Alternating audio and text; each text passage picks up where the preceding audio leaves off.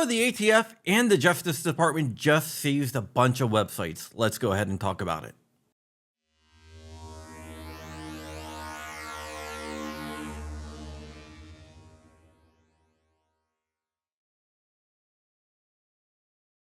What's up, Wolverines? Welcome back to the channel. My name is John Crump. I'm an investigative journalist that investigates things that have to deal with things that go bang, such as firearms. If you can do me a big favor, and I would definitely appreciate it, go ahead, like, comment, and subscribe. And once again, we still have our fundraiser going for Pack 997, which is a Cub Scout pack that I am heavily involved with. My son is a wolf in the Cub Scouts, and my older son is a Boy Scout. So if you can help us out, that would be great. It helps people that can't afford scouting to be able to scout. Now, with all the formalities out of the way, let's go ahead and talk about today's story.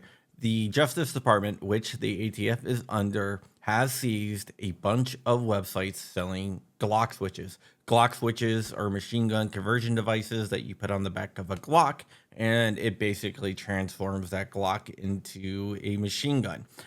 Think of it as a Glock 18, but aftermarket.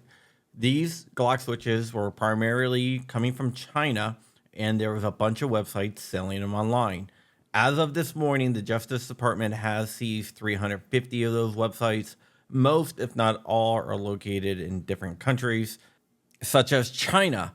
These were being sold online as either toys, necklaces, or even tooth fairy coins. We did a live stream where we looked at all these sites selling tooth fairy coins that turned out to be things like Glock switches or auto sears or even SIG P320 fire control units. The website seized were just not limited to websites selling Glock switches. They also seized a bunch of websites that were selling suppressors. These are usually marked as solvent traps or fuel filters, but they were threaded with baffles and no drilling was needed. All you needed to do was screw it onto your firearm, which I think should be illegal, but it's not. What can you do besides fight back in court or go the route of non-compliance? But the ATF says that you have to pay a $200 tax stamp to own a suppressor, which is a bunch of BS. The ATF is going to do what the ATF does. No one has been arrested in these cases that are tied to the websites because all the owners are in China, and China couldn't care about our laws anyway.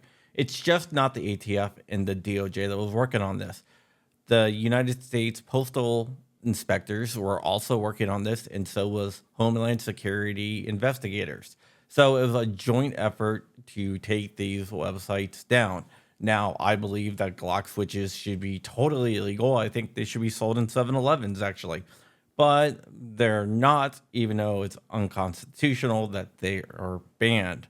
I don't think any type of firearm or firearms accessories should be banned whatsoever, but I am a 2A absolutist. So after a year of an investigation, 350 websites are taken offline. This probably cost millions of dollars, and let me tell you what is going to happen. I'm not 100% sure because this is only my conjecture and it's a guess, but this is a pretty damn good guess. What these companies are going to do is spin up other websites. So their old websites that are shut down will stay shut down, but they'll just reopen with a different domain name. We see this happen a lot. So the whole entire effort that the federal government put into shutting down these websites and all the millions of dollars spent to shut down these websites will probably end up doing absolutely nothing, because these websites usually shut down by themselves after a few months and reopen with a different name. They do this as a cat and mouse game where the government is the cat and the mouse just doesn't care.